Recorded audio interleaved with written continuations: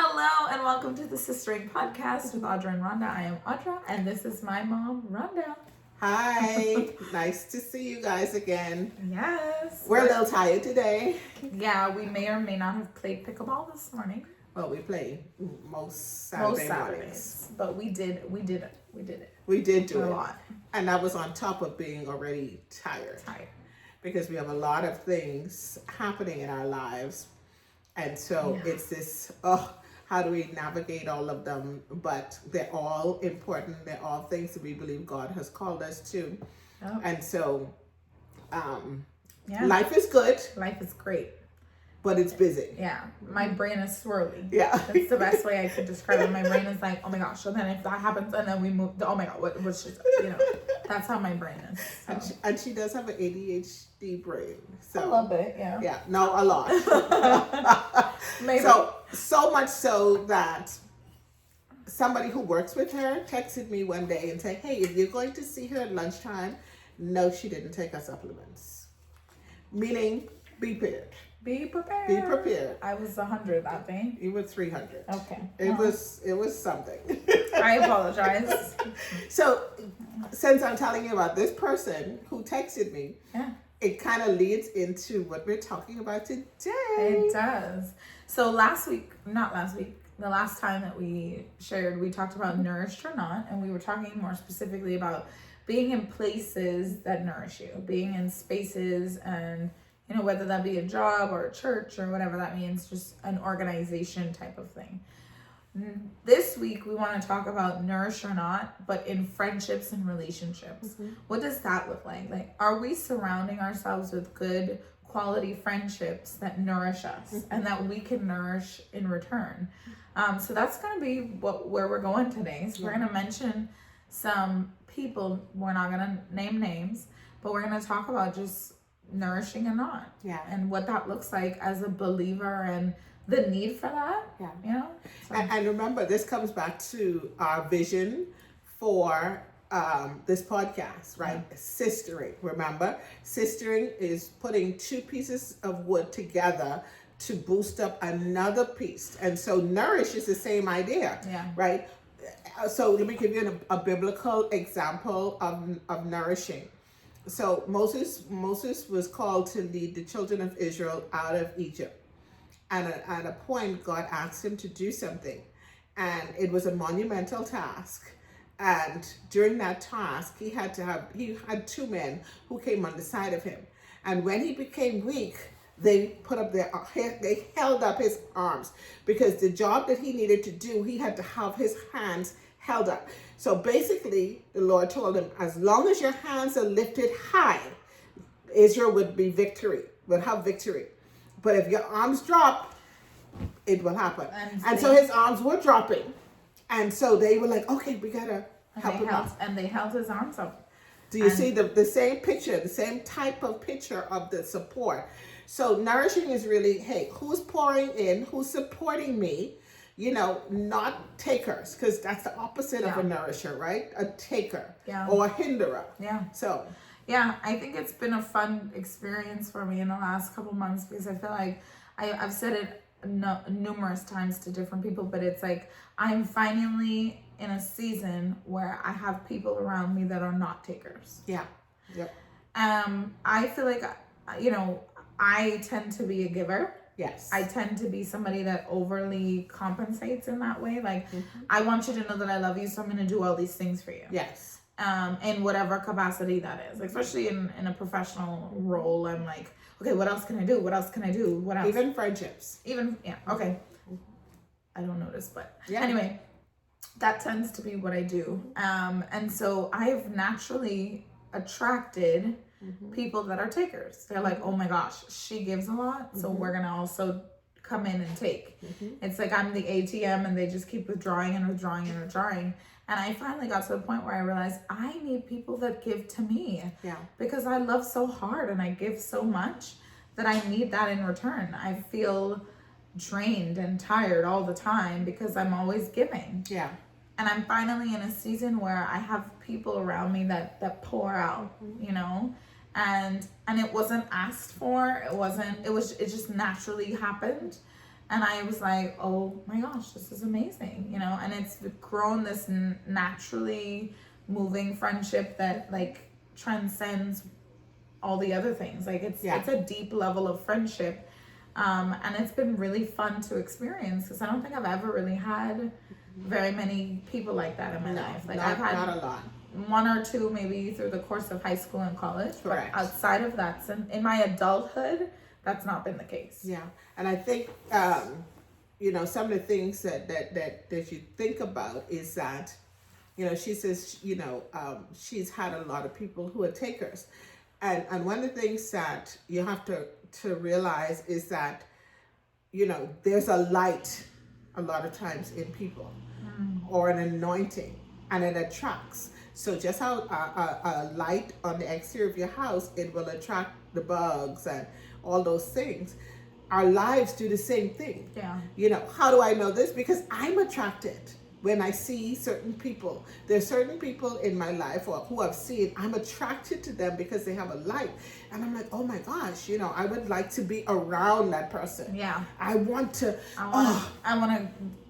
drink from the wealth that they have. Exactly. You know what I mean? Yeah. So we all have that to a certain extent. Yeah. And so, but you have to understand, as an individual, you have to know who you are, and you have to almost protect that. I think that's never been something that I've ever thought of before, like protecting my light, I guess. Like, you know, because it's like, the Bible says so, you know, like, don't let your light shine under a bushel, don't protect it, you know, don't cover it. So, and I've never considered that I need to have some safeguards around it. But see, and so the other side of that for me is the Bible also says to lay off those weights that weigh you down. Like there's some weights that you have to literally throw off.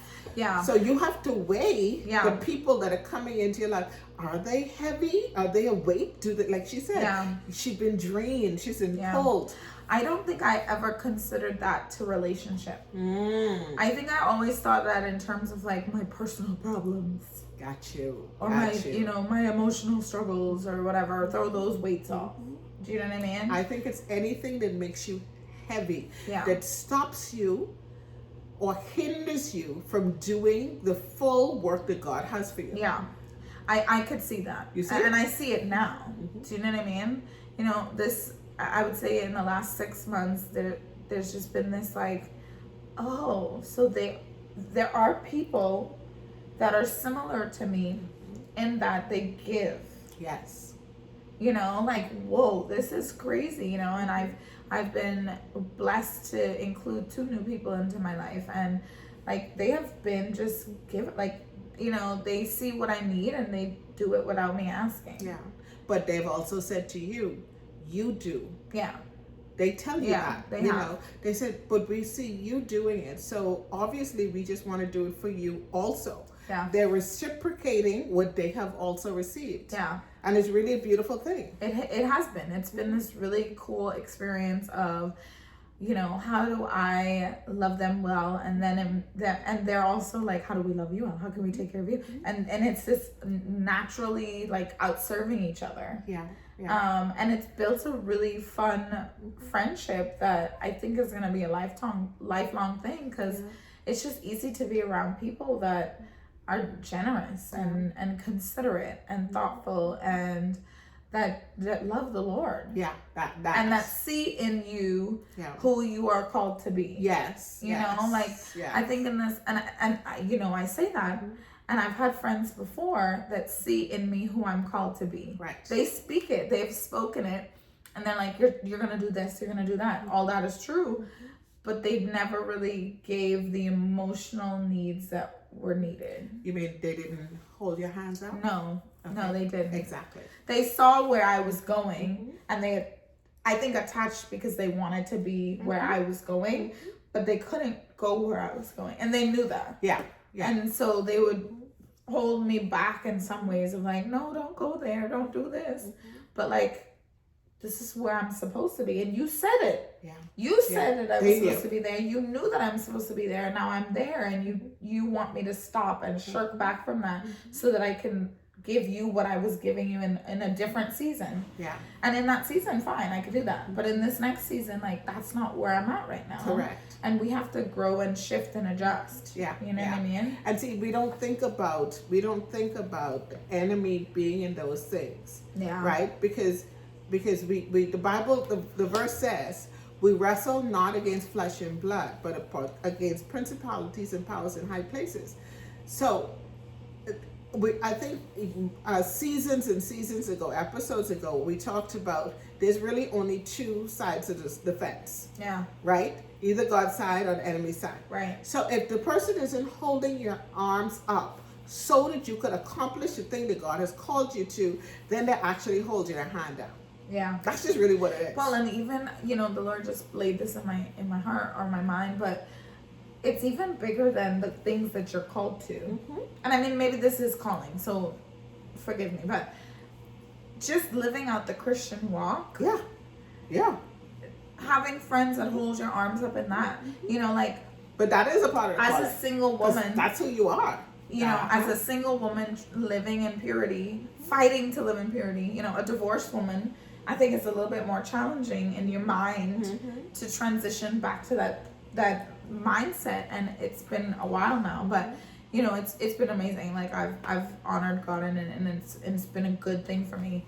But it's also like some days are harder than others, and I have expressed those things to friends before, and they're like, girl, I get it, whatever, and then they move on. Mm-hmm.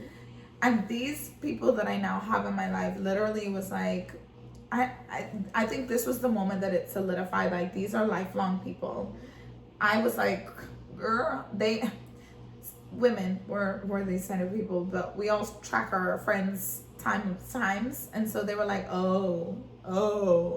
And then they were like, you guys are going out of town, so I'm going to be all by myself this weekend. And they were like, absolutely not. Absolutely not. You may not be alone. You're not allowed to be by yourself. This is not acceptable. And they literally were like, no, this is what we're doing. So we went out. They took me out. They made sure that I was not alone. Mm-hmm.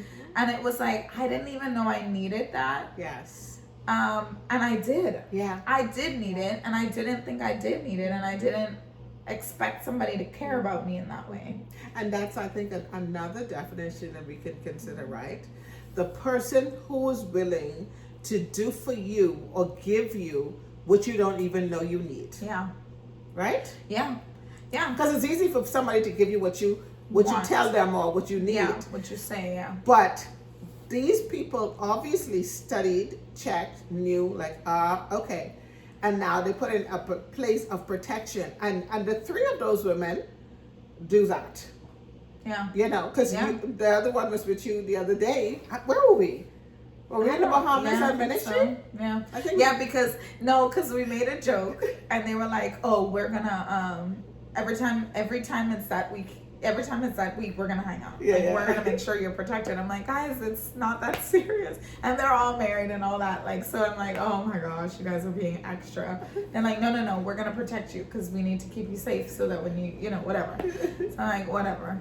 And so they were busy, and it happened again where it was around the same time.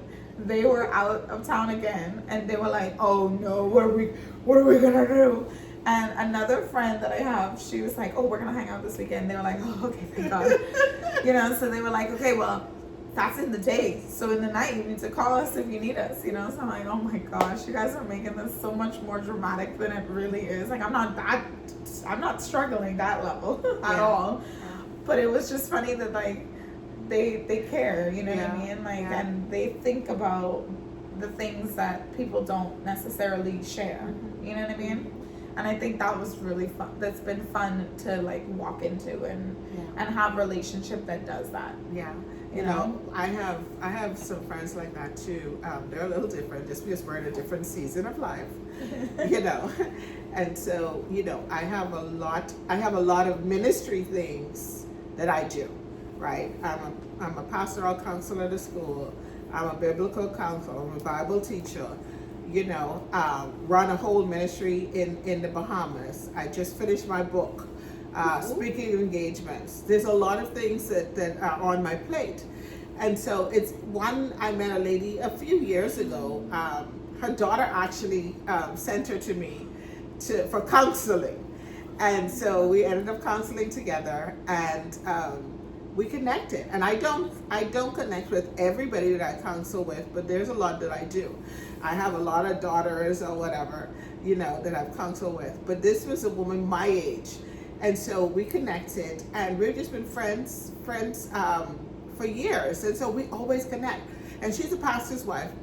And every time that we talk, we'll say we'll talk for a few minutes. And we don't talk every day, but whenever we talk, we'll talk for a few minutes. And it always turned into an hour and a half. But let me tell you something. The whole conversation was God-centered. Yeah. The whole conversation was God-centered. Nothing else. It was affirming, it was correcting, whatever it is, but it was God-centered. And another lady reached out to me the other day, and again, I've known her for a while, but we never really connected. But my spirit was drawn to her spirit. Yeah. But I'm an introvert, and she's an introvert. And it happened that we saw each other or came into each other's vicinity whilst I was teaching Bible study. Yeah. So I'm teaching, and as an introvert, I've already given out so much. So I will talk to a couple of people, especially if they come up to me. But really, I'm trying to run. And well, she's introverted too, so she's in the Bible study, and she has things to do, so she's run. But there was just this pull. And so we finally said, hey, let's just do this. And so we got together, and I remember she said to me, she says, don't take this wrong, but I don't even know why I wanted to do lunch with you. And I said, in other words, she says, I don't have an agenda. I said, well, we don't need an agenda. We're just getting to know each other. Yeah. But she said something to me. She says, I was looking for a deep relationship. Yeah. A relationship that was not surfaced. And for somebody who was sold out to God. And I'm like, okay, well, that's me. That's me. I'm deep. That's what I like to do. I don't get into the groups where there's just this busy conversation, talking going on all the time. I just don't do those well. I just don't, No, yeah. But nourishing is that person who's going to be praying for you. Yeah. They're in the trenches with you. They're holding your arms up. Yes, they see where you're going, but they're willing to support you in that, And they're capable of going with you. Oh, that's good. Yeah, they're capable of going with you. Ooh, that's good. Do you know what I'm saying? That's good. Because, some of those people that were not good in her life, I would say to her, yeah, no. And she'd be like, Mommy. You don't know them like I do. That's what she would always tell me. That's and I'd be like, she knew. My spirit already told me. In the spirit, she knew. My spirit, I want you all to understand, I am a woman that fully operates from her spirit. I allow my spirit to determine what I do, how I do it, and who I'm doing it with. Yeah. Literally, I don't compromise on that. Yeah. And when my spirit tells me no about a person, Yeah. you ain't got to worry about that. It's a no. Yeah. They won't know it's a no. No, they won't. Right? They ain't gonna know. Because they ain't no reason to say it. Correct. But Because they- I have to still love them. Yeah. I have to, but what I'm is they watching can't be in my circle. No. They can't be the person that I'm looking forward to make connections and, God, the calling that God has, the purpose that He's called us for is too big and too great to, be caught up in foolishness. Yeah. I I think it's also too because again, Lord's talking to me, but I've realized that there is a level in my life now where I also am aware that there are people that are nourishing me that are unexpected. Yeah, definitely. So Definitely. for example, one of my previous students, I taught her and she nourishes She's me. a sweetheart. Oh my gosh. She has a depth Oh. in her that is just amazing. Not just spiritually, but she And nourishes you physically in too, general, because she's been bringing them meals to you on a regular basis. she know I like to eat. But no, it's true. It's like at the beginning of the school year, we went to like a camp that we do, and it's called Encounter Camp, and we really pour into the students, and we like just grow deeper in our faith, like as teachers, but also with the students and whatever. And so I was speaking one of the nights, and it was just really heavy. Yeah. In just the world, but also just in the camp. Like, it was a lot happening, a lot of darkness that needed to be broken. And they were like, "You're gonna talk," and I was like, "Okay, sure. I don't know what I'm gonna say or do, but whatever." I just knew it was gonna be a war. Yeah. And I just remember, like, in the worship service right before that I was supposed to speak, like, I was just overcome with emotion. Mm-hmm. And I laid on the floor and I cried and I poured my heart out in worship, and I felt this little hand on me, and I just heard her praying and praying and praying and praying. And the Lord had laid her on my heart earlier that day, and I told her before we walked in there, I was like, "It's going to be a war tonight, and I'm going to need you ready to battle." She's like, "Yes, ma'am." And she poured into me so deeply before I went up there to speak. She's a child. She's a literal baby. Like, she's a baby. And she's my baby. She's my baby. But, like, she poured out. Yeah. And she's, every day, she's at my class, "What are you eating, Miss T? Why are you eating that? That's not good for your body. You need to feel yourself better," And she has nourished, Yeah. you know what I mean? Yeah. And sometimes there has to be an allowance for the Lord to use people that we don't expect. Yeah, that's Do true. you know what I'm saying? Yeah, that's very true. Even that's the good. lady that's outside of my classroom, like, Oh. I did not expect that. I didn't expect that. My word. And honestly, I was kind of nervous. I'm like, "Oh no, they put this lady right outside my classroom." And she's watched me do and be. And when I'm like, "Bro, I don't know why," she's like, "I know why. I see why." She's like, "I was positioned outside of this door to protect you." And I'm like, oh my gosh. She's nourishing me. Yeah. Those are unexpected avenues of nourishment, And I have been open to it because I'm like, oh Lord, I didn't see that. Yeah. It's not just necessarily friendship. Yeah. Sometimes it is outside of the realm of friendship. Yeah. Sometimes it is a work relationship. Sometimes Yes. it is a professional relationship that transcends all that and breaks into the spirit realm. And she has been she pours into me. She protects me. I feel her protection and the prayer that she prays over me. I can feel it. Mm-hmm. And I be prepared and open for the Lord to put people in your life that are going to bring nourishment from the unexpected. Yeah. Because this year it's all been very unexpected. Yeah. But all of those people love the Lord in a different way. They do. They don't love the Lord in okay, I just love the Lord. No, they eat, drink, and sleep it. And that's I think the difference, because that's who you are. Yeah. That's who we are as a family. Yeah. Every conversation I have somehow ends up back talking about Jesus. even pickleball. Yeah, and I used to be so upset with her, like, "Geez, mommy, chill. We could just have a conversation without it being about Jesus." Now I'm like, you do the same the thing. The Lord is good, okay? We've been playing pickleball. I'm like, God is good. Let me go pray for a second. Oh, we say something bad to somebody, we tell them, pride goes before a fall. Yeah. And they're like, "That's not nice. You shouldn't gloat like that." I'm like, "I'll pray about it later." But it's cool. Good. It is. There's a beauty in it. Yeah, it's good. Even just, I think it's been cool because I feel like before boundaries. I have always been just a wide open type of person. Yes. Where I just share everything that's on my heart and on my mind with anybody, and I don't care who it is, and I just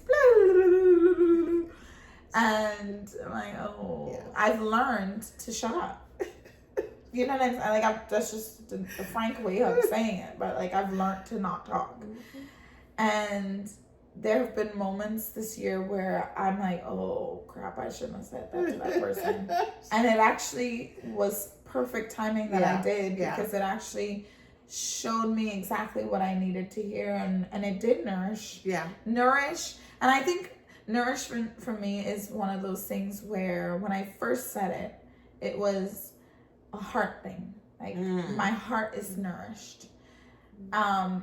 And I realized it's actually a spiritual. It's spiritual. Like it's a spiritual nourishment of like, I feel as though you are affirming what God is saying in my life. Yes. You see me as I am. Yeah. You see my spirit person, not just my physical person. Yes. And that's something, that I believe as believers that we should be doing. Yeah. We should be seeing people through spiritual eyes and not just the physical eyes. Because with the physical eyes, all of our biases and our prejudices come out, which is physical. But if I start to see people through my spiritual eyes, then I see them as another image bearer. And that's a game changer. It really is a game changer. And so I don't get caught up on all the physical attributes, but I stick to the spirit. So again, the Bible tells me that your spirits will commune with one another, right? So if my spirit isn't communing with you, that means that you're not God's. And so then I trust my spirit, and I have to back up from that. And like Audrey talked about, she's always been a very open person. I always warned her about it, but that was her makeup, and she had to figure out how to fix it. I'm not that person, because we were trying to talk about it, and we're like, okay, well, who are the people in your life to nourish, and who have been your takers? I haven't had many takers. I don't really do that. She's not a people-y type of person. Yeah, I don't need to have a bunch of people around me. I'm good. I just am not. And so for me, they may be attracted, but because I don't necessarily need a ton of people in my life, I'm not at all the different events that are happening. I'm not socializing a lot like that. I don't need this one to go with me this place, or I just don't. Because you're just chilling and reading a book. Or writing a book. Or studying something. It's so boring. It's not. It's boring. It's not boring. It's so not. Whereas for me, I'm like, I want to go paint, and I want to go to this, and I want to go here, and I want to explore that. And I need somebody to go with me. Yeah. And those type of people that are like, blah, blah, blah, let's go. They're always takers. They've all been takers. So any person that I now interact with, they're like, let's do this, let's do that. I'm like, I don't trust you. It's too much. I don't trust it. It's too much. And I think, again, for me, it's that, idle hands, the Bible tells us, is the devil's workshop. And I know when the old people used to tell you that, you don't really know what that meant. But what it really means is that, if you're not engaged in something productive, something worthy, you're going to be engaged in something else. Yeah. Do you know what I mean? Even just watching TV. Yeah. You could choose a show that's going to be uplifting, or you could choose one that's going to feed your physical being. Yeah. And we know that flesh ain't good. Yeah. And it's true. It's like, I think that, I always make jokes with my friends like this, and it's so funny because they're just like, oh my gosh, stop. But it's so true. Like, I'm like, they'll be like, oh, I watched this movie. I'm like, ooh, so you struggling with your relationship with the Lord then? Like, that's where you are? Okay, so we gonna pray. They're like, oh, just stop. I'm like, no, but how you putting that into your system and your heart? They're like, it's a Disney movie. I said, it's exactly. But I joke around like that. Because it's true. Like, what you're putting in really does matter. Yes. And some of my friends have been very receptive and others have not.